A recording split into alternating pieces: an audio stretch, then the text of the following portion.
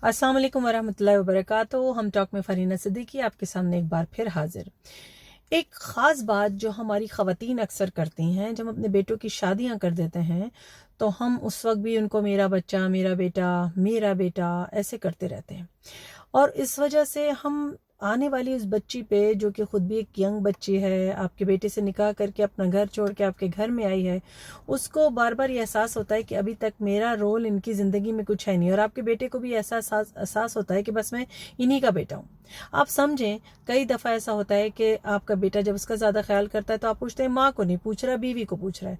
आपकी बेटियां भी ऐसा करती हैं। तो ये सिलसिले कब तक चलते रहेंगे? अगर हम ऐसा करेंगे तो घर जुड़ते नहीं हैं, घर टूटते हैं।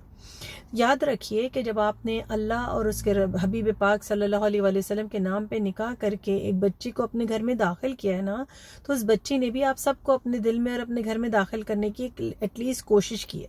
तो उस बच्ची को एहसास दिलाइए कि अब वो बेटा खाली आपका बेटा नहीं है, वो उसका शौहर भी है।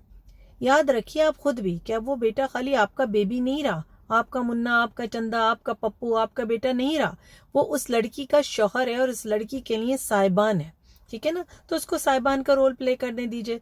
अगर वो उसके लिए कुछ लेकर आता है, अगर वो उसको लाड उठाता है, अगर वो अपनी बीवी को ज़्यादा से ज़्यादा अपने पैसे खर्च करके उसको खुश करना चाहता है, तो ये समझिए कि आपका बेटा भी स्ट्रगल करके अपनी रिलेशनशिप बनाने की कोशिश कर रहा है, अपनी बीवी के दिल से दिल मिलाने की कोशिश कर रहा है। उसको करने दीजिए, उसको रोकिए मत, उसको टोकिए मत, उससे परेशान मत होइए और ऐसा मत समझिए कि ये बच्ची जो आपके घर में आई है, आपके बेटे की बीवी, वो आपके लिए कोई थ्रेट है या वो खर्चा करके आपके बेटे को कंगाल कर देगी या आपके बेटे को गरीब कर देगी। नहीं नहीं, रसूल पाक सल्लल्लाहु अलैहि वसल्लम ने फरमाया, बेहतरीन खर्चा वो माल है जो तुम अपने घर वालों पे करते हो, अपनी फैमिली पे करते हो।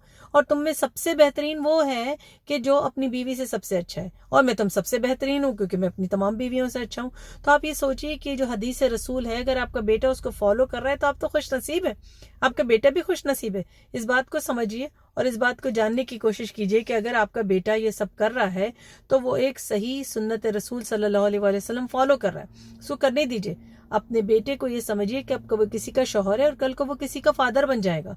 ठीक है ना? तो अपने बेटे को अपना मुन्ना, अपना बेबी, अपना बेटा, ये खाली ये समझना छोड़ दीजिए कि अब आपका बेटा आपका नहीं है खाली। अगर आपने जॉइंट फैमिली सिस्टम में इस बच्ची को दाखिल किया है तो किचन में भी इसको स्पेस दीजिए। वो अब आपका किचन नहीं है, वो भी अपना घर बनाने आई है। ठीक है ना?